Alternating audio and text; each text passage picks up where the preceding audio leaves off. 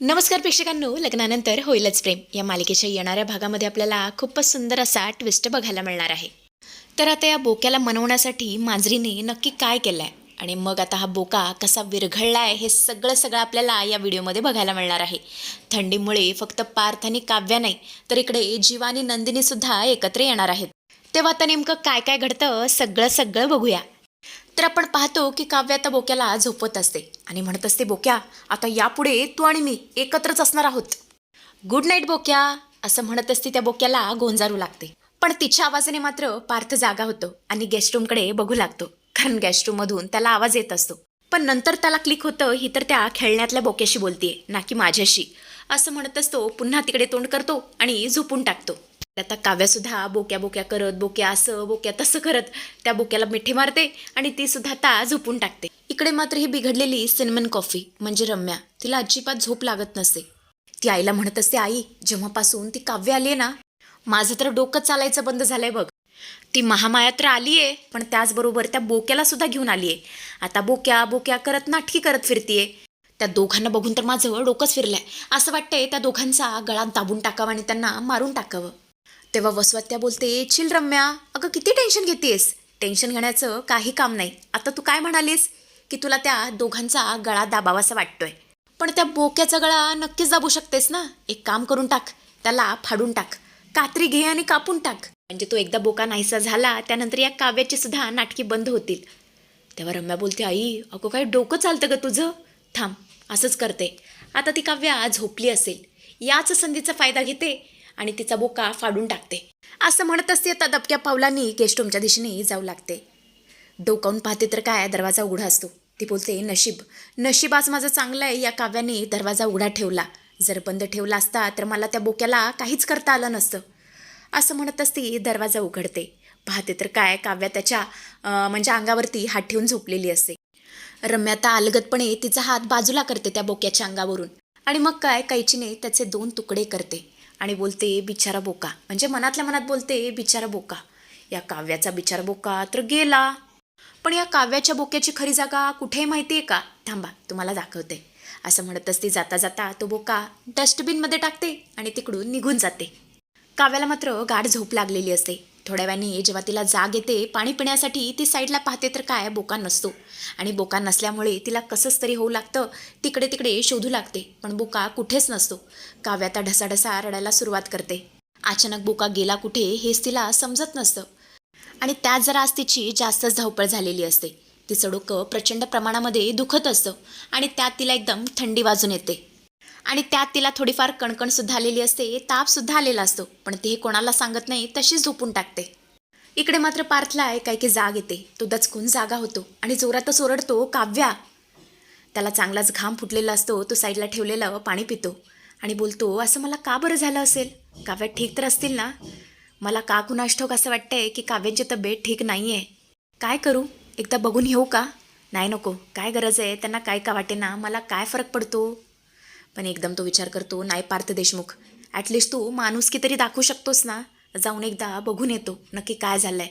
पण माझं मन मला सांगते की काहीतरी घडलं आहे. आणि असं म्हणतच तो सरळ आता गेस्ट रूममध्ये येतो, म्हणजे काव्याच्या रूममध्ये येतो. पण त्याची काही हिंमत होत नसते आतमध्ये जाण्याची, त्यामुळे दाराच्या फटीतूनच तो वाकून आतमध्ये बघू लागतो. पाहतो तर काय, काव्या चक्क कुडकुडत असते. तिला खूप थंडी वाजत असते आणि त्यात तिने अंगावरती पांघरून सुद्धा घेतलेलं नसतं. आणि हे पाहून तर पार्थला खूप धक्का बसतो. तितकीच काव्याची काळजीसुद्धा वाटू लागते आणि आता मात्र तो कसलाच विचार करत नाही, सरळ काव्याच्या रूममध्ये निघून येतो. पाहतो तर काय, तिथे बोक्या नसतो. काव्या मात्र एकच चाच पडत असते, ते म्हणजे माझा बोका. माझा बोका कुठे गेला. बोक्या, मला सोडून जाऊ नकोस. पार्थ आता तिच्या जवळ येतो आणि तिच्या कपाळावरती हात ठेवतो. त्याला टेम्परेचर जाणवतं. तो बोलतो, बाप रे, यांना तर ताप आलाय. पण यांचा बोका कुठे गेला. बहुतेक यांचा बोका दिसत नाहीये म्हणून या जरा अनकॉन्शियस झालेत. नाही नाही, यांचा ताप खूपच वाढेल, मला काहीतरी करायलाच हवं. असं म्हणत असतो किचनमध्ये जातो आणि थंड पाण्याच्या पट्ट्या घेऊन येतो आणि तिच्या डोक्यावरती ठेवू लागतो. थोड्या वेळाने तो चेक करतो तर काय, काव्याचा ताप कमी झालेला असतो. पार्थ विचार करतो, आता मी माझ्या रूममध्ये जातो. असं म्हणतच तो तिकडून निघून जाऊ लागतो. तेवढ्यातच काव्या त्याचा हात पकडते. पार्थच्या लक्षात येतं की काव्याला त्याची गरज आहे. त्यामुळे तो रात्रभर तिच्या उशाशी बसून राहत आणि हे सगळं करत असताना काव्याला सुद्धा जाणीव झालेली असते की पार्थ तिच्या सोबत आहे आणि तो तिची काळजी घेतोय. पण आता पार्थ त्याच्या लक्षात आलेलं असतं की जास्त वेळ इथे थांबून काहीच उपयोग नाही. त्यामुळे तो तिकडून निघून जाण्याचा निर्णय घेतो.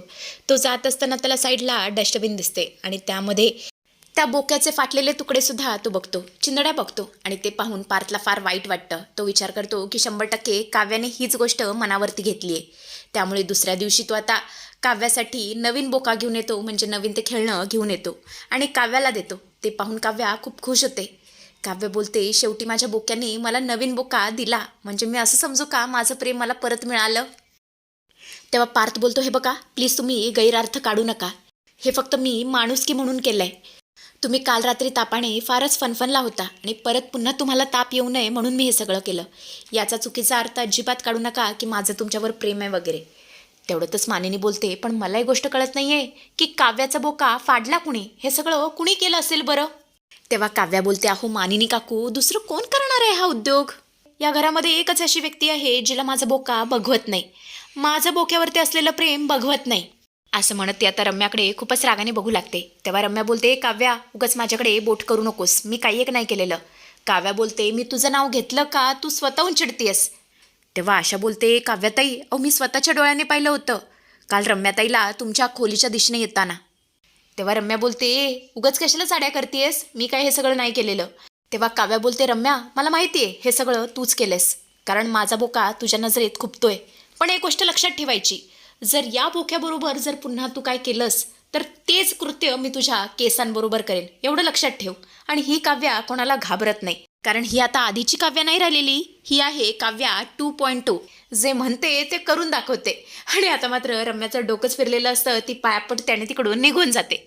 इकडं आपण पाहतो तर काय, नंदिनीने आईच्या हातून जेवण पाठवलेलं असतं, म्हणजे वरण भात पाठवलेला असतो. आई आता जीवाला वरण भात देते. हे सगळं नंदिनी खिडकीतून बघत असते.